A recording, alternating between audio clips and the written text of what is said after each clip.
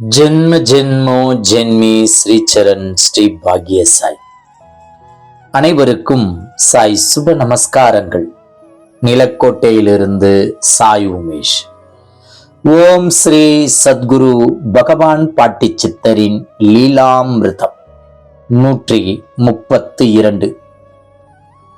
செல்வி சாந்தா தேவி அவர்களிடம் நம் பகவான் பாட்டியார் காளி கோவில் பணி செய் என உத்தரவிட்டதுடன் அதற்கான ஒரு சில வழிமுறைகளும் கூறினார்கள்.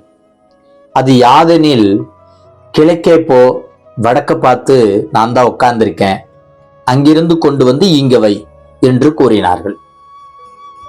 வீடு திரும்பிய செல்வி சாந்தா தேவி அவர்கள் தனது வீட்டில் வாசம் செய்து கொண்டிருந்த ஸ்ரீ சுப்பிரமணியம் முருகன் சித்தர் ஐயாவை காண பெரம்பலூர் மாவட்டம் சிறுவாச்சூர் என்னும் ஊரிலிருந்து திரு கணேசன் என்பவர் வந்திருந்தார் பார்ப்பதற்காக. திரு கணேசன் அவர்கள் தனது ஊரில் சக்தி வாய்ந்த மிக பிரபலமான ஒரு காளி கோயில் இருப்பதாகவும், மதுரகாளி எனும் திருநாமத்துடன் வடக்கு திசையை பார்த்து அமர்ந்து அருள்பாலிக்கிறார் என்றும் தானாகவே செல்வி சாந்தா தேவி அவர்களிடம் கூறினார். பாட்டி வழிநடத்த ஆரம்பித்து விட்டார் எனும் உள்ளுணர்வு இவருக்கு வர ஆரம்பித்தது. பின் 3 தினங்களுக்கு பின் காளிக்கு சிலை செய்ய பெரம்பலூர் சென்றார் செல்வி சாந்தா தேவி அவர்கள். அவ்வூரிலேயே காளி சிலை செய்து ஒரு பௌர்ணமி நன்னாளில் இவரது இல்லத்திற்கு கொண்டு வந்து தனியாக 10க்கு 10 ஒரு இடம் ஒதுக்கி அவ்விடத்தில் பிரதிஷ்டை செய்தார். மிக மிக எளிமையாக சிமெண்ட் அட்டை கூரை அமைத்து தன்னிடம் உள்ள சேமிப்பு பணத்தை அத்துணையும் செலவு செய்து கட்டுமான பணிகளை செய்து முடித்தார். காளி சிலைக்கு மேலே நம் பகவான் பாட்டி சித்தரின் படத்தை மாட்டினார். பின்னர் பாட்டி தந்த சிவலிங்கம் வடிவம் பொருந்திய கல்லையும் வைத்து கும்பாபிஷேகத்திற்கான வேலைகளை பார்க்க ஆரம்பித்தார் செல்வி சாந்தா தேவி அவர்கள். கும்பாபிஷேகத்திற்கான நாளிற்கு முன்தினம் பாட்டியை காண சென்றார் செல்வி சாந்தா தேவி. இவரை கண்ட நம் பாட்டியார் சந்தோஷத்தில் ஆர்ப்பரித்து, நாமெல்லாம் மஞ்சத்தண்ணி பால் எல்லாம் தலையில் ஊத்திக்கொள்வோம், நான் அங்குதான் இருக்கேன் என கூற, பாட்டியார் அக்கோவிலில் ஆவாகனமாகி விட்டதை சூசகமாக கூறுகிறார் என்பதை உணர்ந்தார் செல்வி சாந்தா தேவி அவர்கள். நம் பாட்டியாரிடம் ஆசீர்வாதம் பெற்றுக்கொண்டு பெட்டவாய்த்தலை திரும்பிய செல்வி சாந்தா தேவி அவர்கள் வெகு ஜோராக கும்பாபிஷேகம் திருப்பணி செய்து சுமார் 700 நபர்களுக்கு தன்னால் ஆன அன்னப்பிரசாதம் தந்து பாட்டி சொன்ன சத்திய கட்டளையை சீரும் சிறப்புமாக நிறைவேற்றினார்.